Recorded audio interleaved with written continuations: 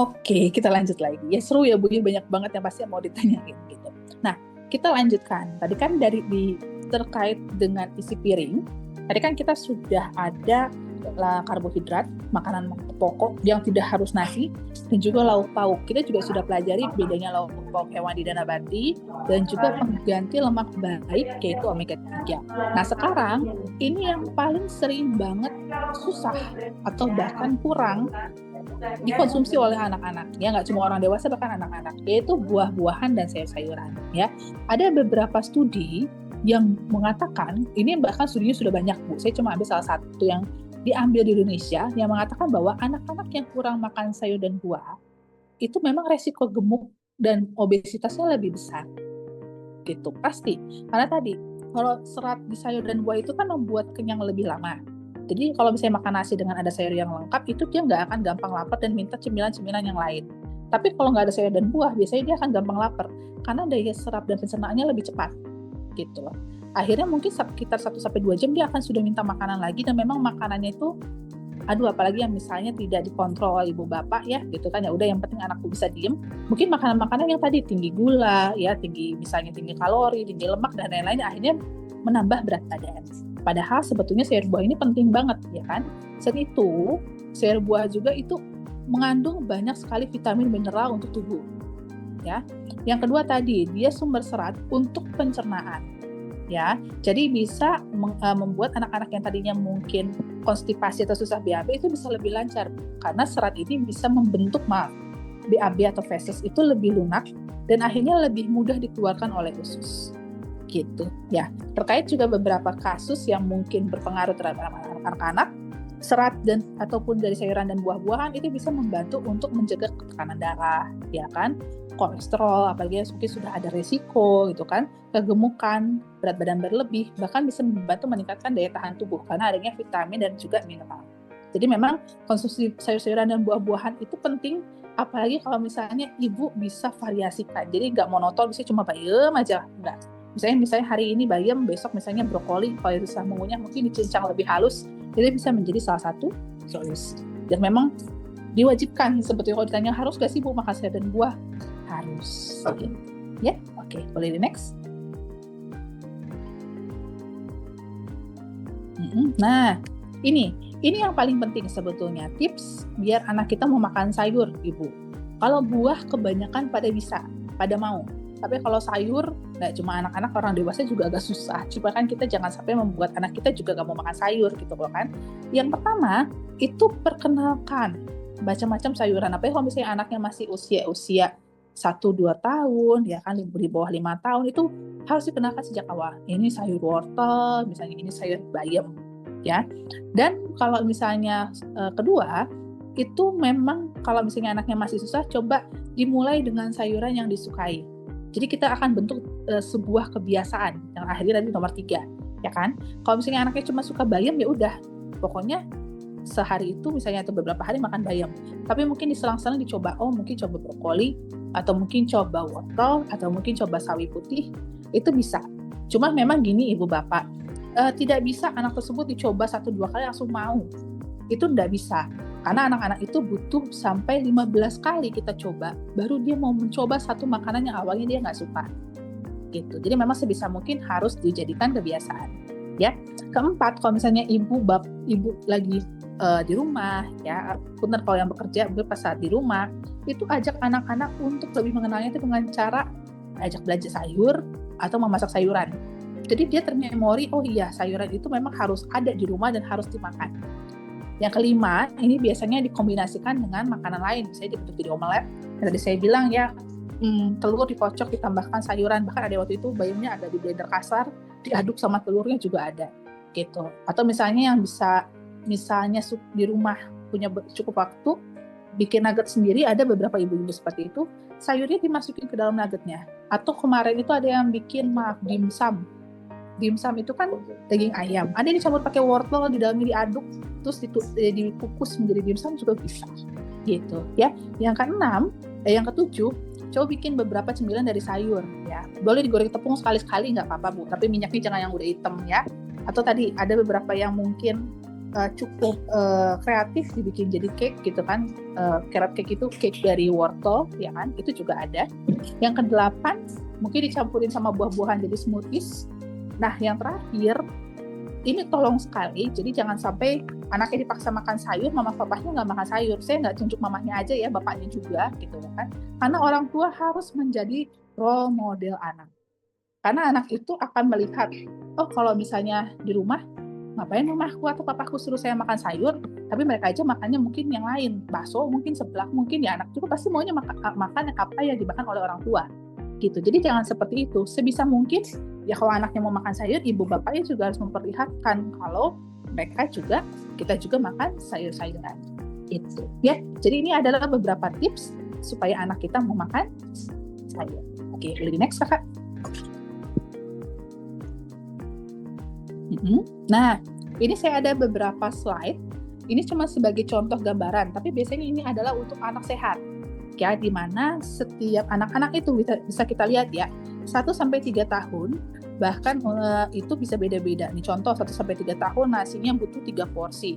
3 porsi itu setara dengan 3 centong nasi. Ya, 3. Kalau centong nasinya agak melengkung ke dalam itu 3. Tapi kalau centong Magicom yang peres itu bisa sampai 6. Karena sekitar 100 gram satu porsi itu. Kalau misalnya anaknya usianya 4-6 tahun bahkan nambah. Makanya tadi saya bilang setiap pertambahan usia pun asupan kalorinya akan pasti bertambah. Apalagi anak-anak CP yang mungkin tadi saya bilang ada yang mungkin lebih aktif dan lain-lain, pasti ini energi akan bisa berbeda juga. Gitu loh. Ya. Terus boleh next Kak? Oke, di nextnya. Nah, ini contoh 7-9 tahun ya kan. Nasinya bertambah. Ya, bahkan lauk pauknya aja kita bisa lihat 7-9 tahun. Untuk tempe contohnya itu memang sama, tapi di lauk pauk hewaninya, di dagingnya dan lain-lain itu bisa berbeda. Jadi memang setiap penambahan usia itu juga akan berbeda juga jumlah porsi yang bisa dimakan. Oke, di next Kak.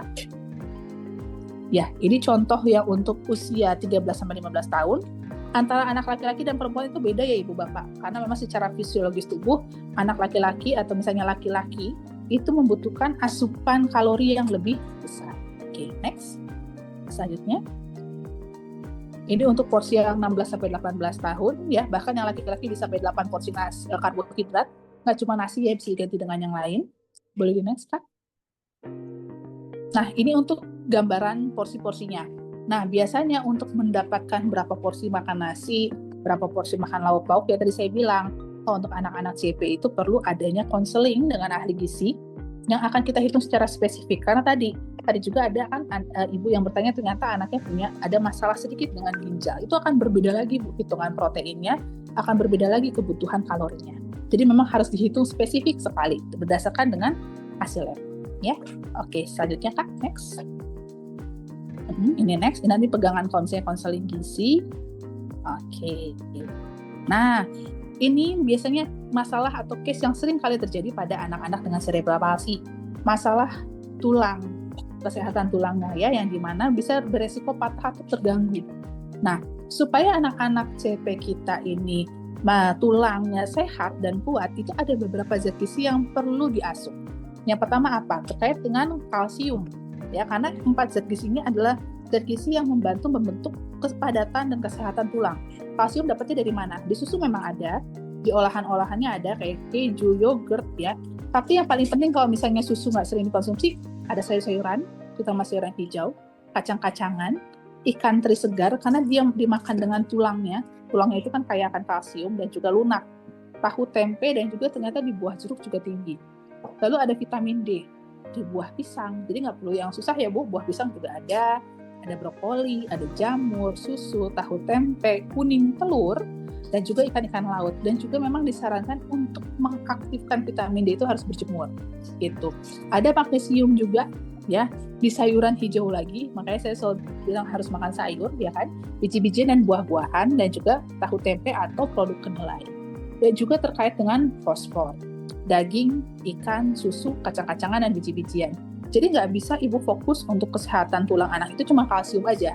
Enggak, karena ada 3 zat gizi ini yang perlu diasup oleh anak-anak kita.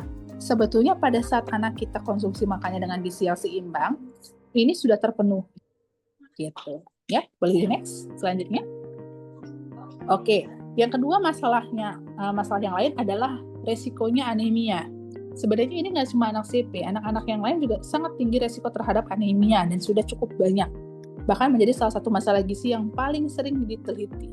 Ya, karena sel darah merah itu dibutuhkan oleh anak-anak untuk membawa oksigen dan juga zat-zat gizi ke seluruh tubuhnya. Jadi istilahnya si zat besi yang ada di darah itu adalah mobilnya yang membawa. Kalau mobilnya kurang ya nggak akan bisa dibawa gitu loh. Nah, bagaimana caranya supaya anak tersebut tidak beresiko terhadap anemia? Ada 5 jenis zat gizi yang memang harus diasup. Nggak cuma zat besi aja, nggak cuma protein aja, tapi ada beberapa teman-temannya yang lain. Yang pertama protein. Karena kan sel darah merah itu namanya hemoglobin. Hem itu protein, hem itu adalah zat besi, globin itu adalah protein. Dia adalah 2 zat gizi yang paling utama yang perlu diasup. Lauk pauk hewani, nabati dari protein. Kalau zat besi udah pasti dari hati, dari daging sapi, ya kan? Dari sayur-sayuran hijau ada, cuman memang penyerapannya tidak semudah dari lauk pauk hewani. Biasanya kalau dari sayuran hijau, zat besi itu harus dibantu oleh vitamin C. Dibantu penyerapannya. Jadi memang harus dibarengi dengan makanan-makanan yang mengandung vitamin C. Buah-buahan yang warnanya kuning, orange dan merah itu ada vitamin C-nya. Jadi biasanya mau makan pepaya, mau makan jeruk, mau makan mungkin jambu biji, itu boleh Ibu. Atau dibikin jus juga nggak masalah. Dan terakhir, 2 zat gizi yang terakhir itu adalah vitamin B9 dan juga B12 ya. Kalau B9 ada di sayur-sayuran lagi, ya kan, kacang-kacangan. Kalau vitamin B12 itu biasanya sudah pasti ada di lauk pauk hewan. Jadi, kelima zat gizi ini penting untuk diasup. Tapi balik lagi, seperti yang sudah kita lihat, selama anak-anak piring makan yang tadi sesuai dengan ada nasi, ada lauk pauk, ada sayur, ada buah, zat-zat gizi ini bisa terpenuhi. Kecuali kalau sudah ada kasus memang sudah anemia dan hasil labnya itu tidak bisa terbantu dinaikkan menjadi normal dari makanan aja, biasanya dokter akan tambahkan suplementasi. Gitu. Jadi memang pada masalah gizi ataupun masalah kesehatan lain, memang harus dikontrol dulu sama tenaga kesehatan Ibu. Nggak bisa kita tebak-tebak aja. Ya, oke. Selanjutnya Kak. Nah, ini beberapa part yang paling penting Ibu Bapak dan kakak-kakak. Karena anak-anak CP itu kan selalu ada masalah dengan menelan. Jadi memang posisinya nggak boleh yang di tanda X ini ya. Ini jangan. Kalau tengadah begitu nanti nelannya susah, tersedak pasti resikonya. Jadi memang harus duduknya 90 derajat seperti yang di sebelah. Kalau dari saya di sebelah kanan, ya harus tegak pada saat dia makan ataupun minum. Ya, selanjutnya Kak. Next. Nah, ini juga posisi yang salah. Kadang-kadang ini karena dipaksa, nggak mau makan, sampai terbaling-baling sampai ke belakang mendongak begitu, itu juga nggak boleh. Ya, pada saat minum atau makan tetap harus 90 derajat, harus tegak supaya tidak ada resiko aspirasi atau tersedak. Ya, next. Oke, ini juga sama ya, nggak boleh sampai baring, harus tetap duduk. Apalagi kan waktunya sudah memberi fasilitas kursi roda yang sudah sesuai dengan kondisi tubuh, berarti bisa banget digunakan. Ya, next. Nah, ini yang tadi saya bilang Ibu Bapak dan kakak-kakak semua. Jadi memang baiknya itu dites. Ya itu saya pernah juga sharing juga waktu itu bilang tanya, memang untuk saat ini agak susah kalau misalnya diklaim kan sama BPJS, ternyata belum. Ya, jadi memang biasanya sih kalau mau coba dikonsulkan dengan dokter spesialis anaknya. Karena kita perlu tahu anak-anak kita itu untuk kemampuan mengunyah dan menelannya itu sampai ke bentuk yang mana. Nanti Ibu Bapak kan dapat slide-nya ya. Jadi ada yang mungkin bentuk makanannya pure, yang dia halus tapi dia kental ya, bukan yang encer. Atau misalnya bisa dicincang kasar. Dan itu memang harus dites. Nanti sama tim fisioterapis dilihat, dicoba. Nanti hasilnya akan dibawa ke dokter dan juga akan dibawa ke ahli gizi. Kalau di ahli gizi tadi yang saya bilang, tergantung tekstur. Kalau misalnya teksturnya semakin lembek, berarti jumlahnya, frekuensinya itu perlu lebih sering. Gitu. Jadi memang alangkah baiknya memang dites dulu supaya kita tahu makannya harus berapa banyak dan berapa kali. Boleh di next Kak. Nah ini beberapa contohnya ya. Ada yang liquid, ada yang pure, ada yang misalnya masih bertekstur tapi dia lembut, ada yang memang cincangnya halus ataupun kasar. Next. Nah ini nanti biasanya bentuknya akan terlihat seperti ini. Kita akan tentukan. Gitu. Oke, selanjutnya Kak. Oke, nah jadi ini terakhir dari saya. Jadi untuk memenuhi kebutuhan gizi anak dengan CP itu penting karena dengan status gizi yang baik, anak-anak CP bisa tumbuh dengan kualitas hidup yang baik juga, ya. Dan gizi seimbang itu memang kunci, Ibu. Di apapun case-nya, apapun masalahnya, gizi yang seimbang merupakan kunci dan memang sebaiknya lakukan konseling dengan ahli gizi supaya kita tahu, oh berapa sih kebutuhan kalori, berapa sih banyaknya nasi ataupun lauk pauk yang dibutuhkan. Karena tadi saya bilang setiap anak pasti memiliki kebutuhan gizi yang berbeda-beda, ya kan? Anak-anak hebat kita itu membutuhkan asupan gizi, dan juga memang perlu orang tua yang memahami apa yang mereka butuhkan. Gitu aja dari saya. Terima kasih. Assalamualaikum warahmatullahi wabarakatuh.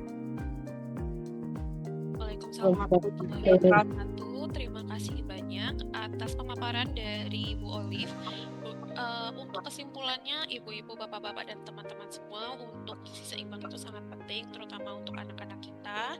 Dan karena kita banyak yang memiliki anak yang kemudian memiliki kondisi khusus, maka sangat penting juga untuk berkonsultasi dengan ahli gizi dan agar orang tua memahami secara spesifik apa yang anak butuhkan untuk menjaga standar hidup yang baik seperti itu. Sekarang kita akan langsung saja ke sesi tanya jawab terakhir. Seperti sesi tanya jawab selanjutnya, saya akan bacakan beberapa pertanyaan yang ada di chat. Kemudian saya akan beralih ke teman-teman yang raise hand atau tunjuk tangan. Pertama, untuk pertanyaan dari chat kita ada dari Sofwan Tamami. Izin bertanya, dokter, Sofwan badan gede tapi kata dokter kurang gizi. Itu kenapa ya? Karena Sofwan cuma makan susu, jarang buah. Emang jarang makan buah, dokter, dan BAB-nya itu seminggu sekali. Oke, iya. Jadi gini Ibu, masalah gizi, malnutrisi itu bukan berarti kurang itu tuh case-nya banyak. Anak-anak yang gemuk itu belum tentu kelebihan gizi, dia kelebihan kalori dan kelebihan lemak. Tapi karena tadi juga dijelaskan bahwa makan sayur buahnya mungkin kurang, lebih banyak minum susu, otomatis biasanya kekurangan zat-zat gizi mikro atau vitamin dan juga mineral. Dan mungkin ada beberapa seperti serat atau bahkan misalnya karbohidratnya juga kurang gitu. Itulah kenapa akhirnya BAB-nya menjadi sehari sekali. Karena kan kalau susu itu seratnya kurang, Bu. Karena kan anak-anak kalau misalnya normalnya asupan serat itu kan sekitar 25-30 gram per hari. Kalau cuman fokusnya minum susu, kebutuhan seratnya akan kurang. Itulah kenapa dokternya bilang, anak ibu kekurangan gizi. Walaupun berat badannya mungkin lebih misalnya contohnya, tapi memang nggak semuanya terpenuhi, akhirnya tetap dikatakan kurang gizi ibu. Jadi memang perlu ada perhitungan khusus kembali, perlu kita telah juga terkait dengan bentuk makanan yang bisa ditoleransi oleh anak-anak supaya asupan gizinya bisa lebih seimbang gitu. Jadi bukan berarti gemuk itu kekurangan pasti kelebihan gizi, enggak. Dia kelebihan beberapa zat gizi tapi juga mempunyai beberapa zat gizi yang kekurangan gitu. Semoga bisa menjawab. Terima kasih. Oke, terima kasih banyak atas pertanyaan dari Bu Olive. Untuk pertanyaan selanjutnya ada dari atas nama Herlin. Anak saya hidrosefalus, spina bifida, umur 14 tahun, badannya besar. Bagaimana cara menurunkan berat badannya? Sedangkan makannya sedikit. Apa suntik hormon yang dulu waktu operasi masih berpengaruh? Saya sudah pernah konsul ke nutrisi juga, tapi BB-nya tidak berpengaruh. Oke. Kalau misalnya terkait dengan suntik hormon dan lain-lain, itu perlu ada konsul lagi dengan dokter anaknya, Bu. Karena memang yang mengetahui apakah masih ada pengaruh atau enggak itu memang sudah masuk ke tim medis terkait dengan dokter spesialis anak, gitu loh. Bagaimana cara untuk mengurangi berat badan, apalagi misalnya anaknya lebih banyak tirah baring? Kalau nurunin agak susah, Bu, sebetulnya, tapi kita akan ada target peningkatan berat badan yang tidak berlebihan. Gitu loh. Jadi memang jangan sampai naik berat badannya makin berlebihan lagi. Kita tetap sih punya target berat badan normal, tapi nanti asupan gizinya akan lebih kita atur lagi. Gitu. Terkait dengan kalorinya, protein, dan mungkin supaya tidak terlalu over makannya, asupan seratnya juga perlu. Karena memang asupan serat yang cukup itu bisa mengurangi kalori yang dimakan. Karena kan kalau dari sayur dan buah itu kalorinya kecil. Jadi walaupun jadi makannya banyak, lebih banyak, tapi dengan perhitungan ya Bu ya, lebih banyak, itu bisa tetap kalorinya lebih sedikit.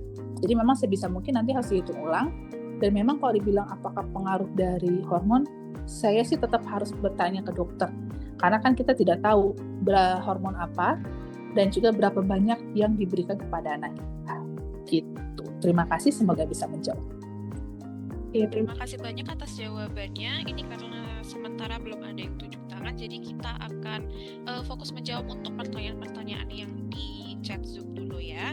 Untuk pertanyaan selanjutnya ada dari atas nama Sandy Nur Pratama. Anak saya usia 2 tahun 9 bulan NGT user. Hanya diizinkan minum susu kalori tinggi oleh ahli gizinya. Selain itu, vitamin rutin D3 dan probiotik. Namun BB-nya stuck lama. Kalau kita mau naikkan porsi susunya, dia seperti yang dokter bilang, nggak kuat banyak-banyak, justru muntah. Bagaimana solusinya seperti itu? Oke, karena sudah pernah dikonsul, kita juga perlu tahu terkait dengan daya tampung lambung dan juga terkait dengan secara klinisnya pasien sih Bu, gitu loh. Biasanya sih, kalau kita akan lihat dulu. Kalau misalnya ditambahkan volumenya, jumlahnya misalnya harusnya sehari 1.200 cc, biasanya sih bisa ditambah, tapi tergantung daya terima tadi, karena kata Ibu tadi muntah. Nah, biasanya kalau kita akan padatkan energinya Bu, tergantung kilokalori per cc-nya. Biasanya kita hitung gram sasinya balik. Jadi kalau misalnya dari dokter misalnya 1.200 dengan 1.200 kilokalori, gitu loh. Jadi 1 cc itu 1 kilokalori energinya. Biasanya kalau tolerate, nggak ada masalah dengan saluran pencernaan Bu, itu bisa kita naikkan. Jadi 1 cc itu bisa 1,1 kalorinya atau bahkan 1,5. Kalau 2 bisa aja. Jadi 1.200 cc itu sekitar sampai 2.400 kilokalori. Mungkin bisa, tapi tergantung dari saluran pencernaan dan memang harus bertahap. Dan memang ini perlu ada pemeriksaan terkait dengan kondisi ususnya, kondisi saluran pencernaan, dan juga hasil lab dan juga kondisi klinis Bu. Bisa aja, tapi tetap harus konsulkan dulu dan kita pantau. Karena tadi saya bilang naiknya nggak bisa langsung berat 1 cc 2 kilokalori, nggak bisa. Biasanya kita awalnya 1,1, 1,2, masih aman nih, saluran pencernaannya nggak ada masalah, kita naikkan lagi. Karena biasanya ada beberapa kasus nih, apalagi punten, anak yang tirah baring, asupan seratnya kurang, biasanya ususnya itu akan sudah berbeda, jadi agak lebih, bukan tipis ya, agak gundul gitu ya namanya, jadi lebih gampang keserap dan akhirnya BAB-nya cair gitu. Jadi memang sebisa mungkin harus kita lihat dulu kondisinya. Kalau bisa dibilang bisa ditambah, bisa, tapi tergantung dari kondisi anak gitu. Terima kasih, semoga bisa menjawab. Oke, terima kasih banyak Bu Olive atas jawabannya. Saya akan ambil 2 pertanyaan lagi dari chat. Bila ada yang ingin bertanya, bisa langsung raise hand atau angkat tangan saja ya setelah saya bacakan pertanyaan-pertanyaan dari chat. Selanjutnya, selamat sore Dok, apakah makanan juga bisa memicu tantrum pada anak? Kalau memang bisa menjadi pemicu, apakah ada saran untuk makanan yang aman untuk menjaga pemicunya? Oke, kalau terkait dengan tantrum, kemarin sempat pro kontra ya, karena ada beberapa penelitian baru terkait dengan makanan yang tinggi gula katanya. Ternyata penelitian baru mengatakan enggak juga. Tantrum itu ternyata dipengaruhi oleh pola kebiasaan ibu dan bapak berikan makanan. Jadi memang gini, anak-anak itu kan dia sensitif terkait dengan rasa. Makanya biasanya kalau kita sarankan makanan-makanan tinggi gula, garam, dan juga lemak yang berlebih, itu sebisa mungkin, apalagi anak-anaknya masih usia 1-2 tahun ya, itu kita tidak perkenalkan dulu. Karena dia akan sangat tertarik dengan rasa yang kuat dari gula, garam, dan juga lemak yang berlebih tadi gitu. Nah, kalau misalnya anak tersebut sudah terbiasa diberikan makanan yang seperti itu, tiba-tiba ibu bapak nggak kasih, dia ngamuk dong, pasti tantrum, gitu kan. Jadi memang sebisa mungkin, apakah ada makanan yang khusus memutuskan secara sifat atau kebiasaan mungkin ada, yaitu makanan manis, tinggi gula, tinggi garam, dan juga tinggi lemak. Jadi itu yang harus dikurangi perlahan. Jadi ibu coba bapak seleksi. Kalau ada beberapa makanan yang memang sering kasih kue-kue manis, makanan manis itu harus sudah mulai dikurangi. Tapi kalau secara bilang ada jenis makanannya atau enggak, sekarang kita sedang telaah ulang ibu bapak. Saya nggak bisa bilang seperti dulu makanan manis, iya. Tapi sekarang lagi setelah ulang, apakah betul ada yang namanya makan manis meningkatkan mood, terus tiba-tiba nanti jadi gampang rewel dan lain-lain. Gitu. Ya mungkin lebih kepada pola kebiasaan sih kalau untuk sekarang yang bisa kita tangkap. Gitu. Terima kasih, semoga bisa menjawab. Terima kasih banyak Bu Olive atas jawabannya. Tadi itu adalah pertanyaan dari atas nama Kirana Basuki. Untuk pertanyaan terakhir dari chat dari Ibu Deo. apakah ada makanan tertentu yang bisa menyebabkan produksi air liur? Karena anak CP, saya kalau nggak di terapi ada air liurnya. Tapi kalau di terapi, massage, OM, air liurnya tidak ada. Terima kasih, mudah-mudahan bisa terjawab. Oke, kalau makanan khusus, beberapa makanan tertentu yang terkait air liur sih sebetulnya untuk saat ini nggak ada, Ibu. Nggak ada yang mempengaruhi banget, karena memang kalau produksi air liur itu tergantung dari kondisi saraf di area mulut ya. Kayak misalnya contohnya mungkin mulutnya tidak bisa mengatup secara sempurna, akhirnya air liurnya keluar gitu. Makanya kalau misalnya diterapi dan lain-lain kan mungkin melatih syaraf yang ada di area mulut itu bisa berpengaruh. Jadi kalau misalnya ditanya apakah ada makanan yang khusus, itu sampai saat ini tidak ada yang selalu berpengaruh secara spesifik gitu. Semoga bisa membantu menjawab. Oke, terima kasih banyak Bu Olive atas jawabannya. Kita masih ada 3 menit. Apakah ada yang ingin bertanya lagi? Bisa langsung tunjuk tangan atau raise hand. Apakah ada yang ingin bertanya lagi? Kita masih punya 3 menit untuk sesi tanya jawab.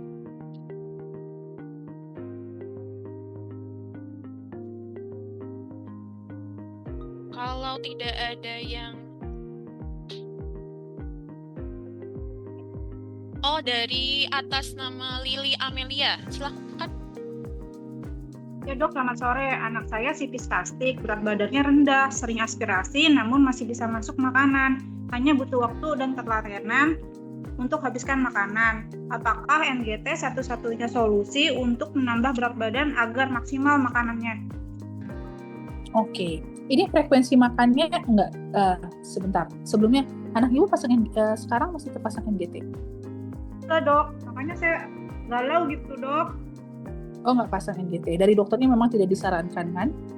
Tidak, iya tidak. Pada saat menelan makanan atau terutama minuman, itu ada batuk atau tersedak nggak, Bu? Iya. Oh, ada. Pernah dikonsulin sama dokter nggak kalau misalnya makan dok atau minum ada tersedak, itu pernah nggak? Iya, memang seperti itu. Karena kemampuannya itu masih bisa masuk makanan ya dok, tapi jadi dokter hanya menyarankan untuk dilatih aja dan lebih telaten. Iya Bu, karena gini, kalau misalnya, karena memang toleransi batuk tersedaknya itu memang ada Bu. Jadi bukan berarti ada batuk tersedak sedikit langsung dipasang NGT, enggak. Karena NGT itu juga kalau dipasang terlalu lama juga kurang baik sebetulnya. Kecuali tadi kondisinya nggak bisa nelan atau nggak bisa nelan sama sekali, itu memang harus pasang NGT. Nah, memang yang pertama dokter melihat bahwa anak ibu ini sistem syarafnya masih bisa dilatih. Jadi kalau misalnya rajin latihan dan telaten seperti kata dokter, itu kemungkinan nanti daya menelannya akan meningkat, Bu. Gitu. Jadi, nah itu yang pertama. Kedua, ibu kan khawatir terkait dengan kalori dan juga zat gizinya. Kalau misalnya anak ibu misalnya cuma bisa makannya dikit-dikit, ya tadi saya bilang berarti frekuensi ditambahkan. Jadi memang yang makannya 3 kali, ibu bisa 6-8 kali mungkin. Karena misalnya gini, jatah makan kakak itu kan misalnya 1,5 centong nasi, lauk pauk 1 potong, ada tahu atau tempe sama sayur. Dia sekali makan nggak bisa habis. Misalnya pagi-pagi itu jatahnya segitu ya, contoh gambarannya. Berarti ibu ambil dulu sepertiganya, misalnya hanya mampu sehari-hari itu sepertiga, makan jam 7, nanti tunggu setengah jaman, ibu kasih sepertiga lagi. Sisa sepertiganya lagi mungkin 1 jam lagi. Jadi porsinya sering. Nanti makan siang juga sama, ya, dibagi-bagi lagi, dan ibu tambahkan beberapa cemilan yang tadi tinggi kalori, yang tadi saya udah jelasin beberapa contohnya, gitu loh. Jadi memang kalau kemampuan menelannya masih harus dilatih dengan tekstur yang lebih lumat dan lebih lunak, yang tadi sudah saya jelaskan bahwa kalorinya lebih rendah, berarti frekuensinya harus ditambah. Dan memang harus rajin, karena dokter merasa mungkin kakak ini bisa nih membaik kondisi secara syarafnya, gitu loh. Jadi memang harus lebih telaten. Gitu ya Bu ya, ditambahkan frekuensinya aja, boleh ya? Baik, terima kasih banyak dok. Sama-sama Ibu. Oke, baik. Terima kasih banyak atas pertanyaan dan jawabannya. Dan itu merupakan akhir dari sesi tanya jawab. Namun sebelum kita mengakhiri, kita juga akan ada sesi kuis kecil-kecilan di mana Bu Olive yang akan gantian bertanya kepada teman-teman peserta. Kita ada 3 pertanyaan nanti dari Bu Olive. Nanti yang ingin menjawab bisa silakan tunjuk tangan.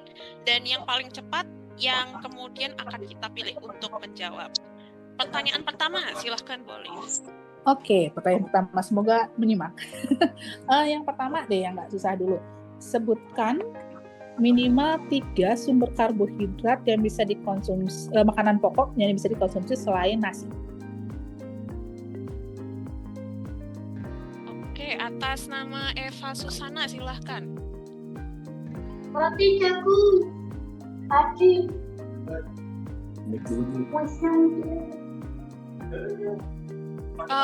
Maaf, Ibu Eva Susana bisa dinyalakan dulu mic-nya? Itu masih termute. Nyalain mic-nya. Ubi, kentang, talas.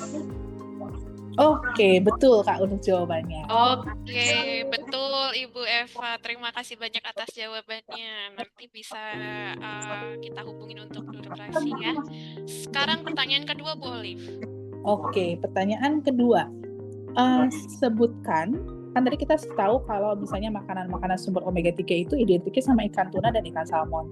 Tapi ternyata kan ada jenis ikan lain yang bisa menggantikan ikan tuna dan salmon. Coba sebutkan 3 ikan tersebut yang mudah banget didapatkan yang bisa menggantikan salmon dan juga tuna sebagai asupan omega 3 yang tadi udah saya sebutkan.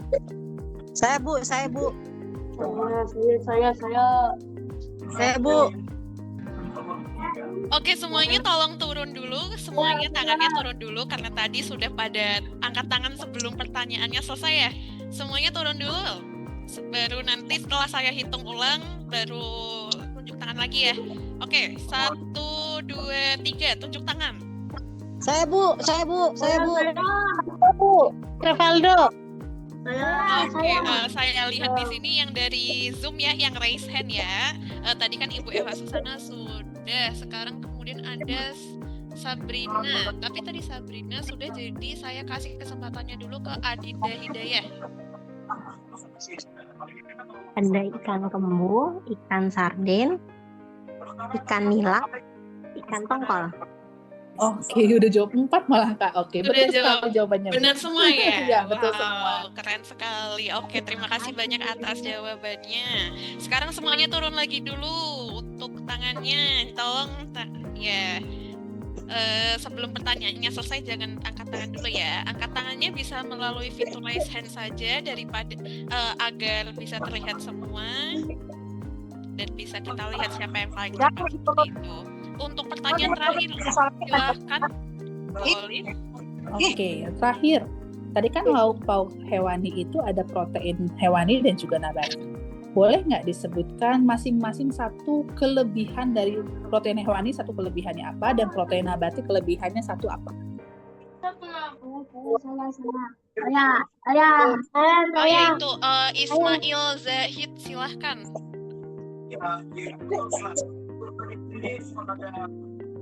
Ismail Zahid, silahkan. Tadi saya tuh. Oke, sepertinya tidak jadi menjawab.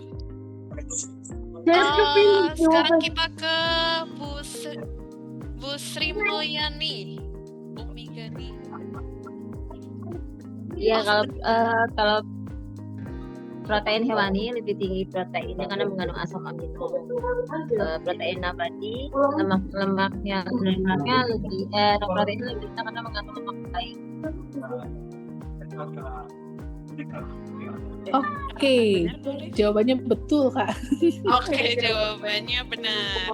Oke, selamat kepada teman-teman yang berhasil menjawab kuis untuk dari Bu Olive. Berarti sudah sangat baik memperhatikan isi materi yang luar biasa yang sudah diberikan oleh Bu Olive. Untuk saat ini di segmen terakhir kita akan mengisi proses terlebih dahulu. Post-test yaitu tes setelah